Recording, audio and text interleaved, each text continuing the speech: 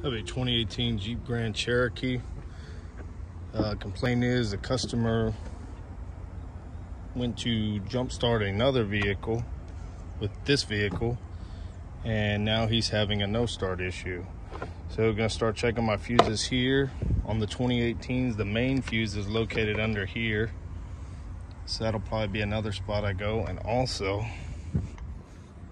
the battery on these 2018 Jeep Grand Cherokees is not located under the hood, but instead located under the seat. The big battery is your main battery, and that's your start-stop battery. Sometimes these also go bad, and that can cause a no-start issue as well. I'm gonna do a little investigation and see if we can't find what the problem is. Okay, so did my visual inspection and everything, checked out the battery, which is under the passenger side seat, kind of visually checked some of these fuses and solenoids. There's another YouTuber on here, Rebecca Miller, that had a video posted kind of similar to what we're looking at here. Jumped the battery across the cables, and she kind of led me to this main fuse here. This is a 2018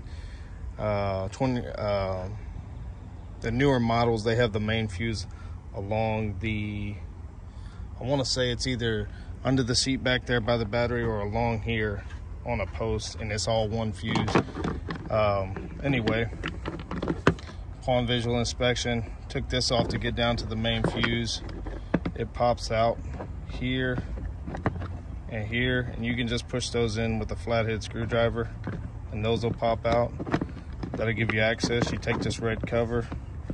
There's also two more tabs in here that you can push with the flathead, here and here.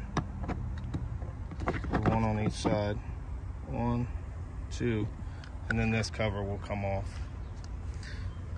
After you got that cover off, you'll have the main fuse exposed, and you can see right there, that's our burnt fuse, and they do not sell these separately, so you have to replace this whole unit. I'll figure out the part number, put it in the description as well.